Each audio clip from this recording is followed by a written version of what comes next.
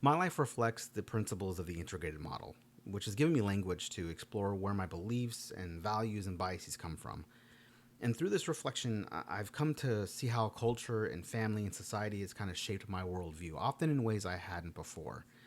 And through this culture or process, I've actually deepened my empathy and reminded me that understanding others actually begins with understanding myself. You see, nationalism actually played a defining role in my upbringing.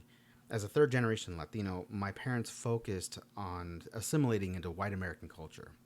We spoke only English in our home. We only celebrated American traditions, while our Mexican heritage was rarely discussed, present only in occasional meals and often without context or any kind of history. It wasn't until 2009 when I joined Kaiser Educational Theater Program and that I began to embrace my cultural identity. Performing for children who lit up when they saw someone who looked like them really helped me recognize the importance of authentic representation. And now, as a father, I want my child to know her heritage and to understand where her roots and where our values come from, and to carry pride in both her culture and her identity. From 2009 to 2014, I worked as an educational performer for Kaiser Permanente.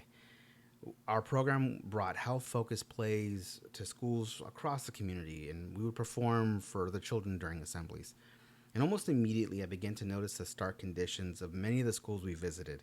Some campuses were visibly outdated. I mean, classrooms in disrepair, equipment worn down, and facilities so understaffed that occasionally we would be the ones helping to sweep and mop the floors because the school couldn't afford a full time custodian.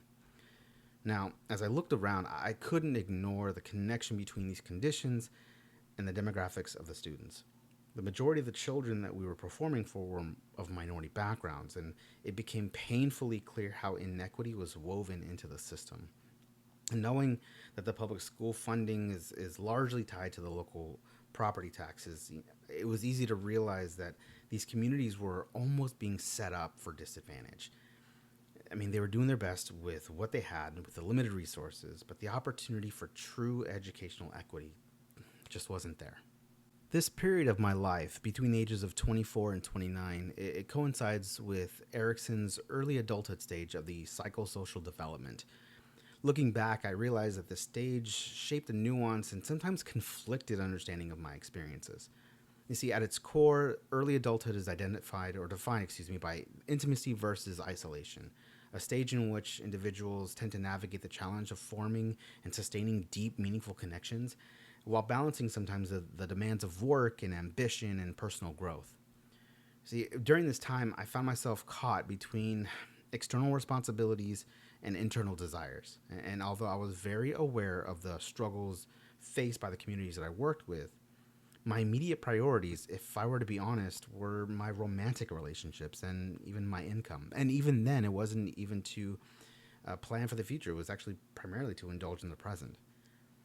In retrospect, I can see how this focus reflected both a desire for a connection and a fear of confronting larger responsibilities or commitments. And so over time, I began to understand that true intimacy requires more than just shared experiences or fleeting pleasure. It requires empathy, patience, and a willingness to engage with the complexities of other people's lives. And recognizing this has shaped how I approach relationships today. Fostering a deeper sense of connection and purpose that extends beyond immediate gratification and toward long-term emotional fulfillment. Critical race theory emphasizes that social workers must continuously engage in self-reflection to identify any biases, whether personal or institutional, that may influence the services that we provide. Engaging in these reflective processes creates opportunities for open dialogue among colleagues and helps to uncover ways that we can advocate for meaningful changes in agency policies. Now, beyond the agency, this approach also guides us in supporting the communities we serve by addressing structural inequities. For instance, in the experience that I shared, I could have, and I wish I did, collaborated with local school districts to advocate for more equitable funding allocations. Or I could have attended school board meetings. Or I even could have helped lobby state and local legislators to influence policies that directly impact the students in underserved communities. Additionally, I could have assisted families in identifying educational pipeline programs that are offered through their school districts.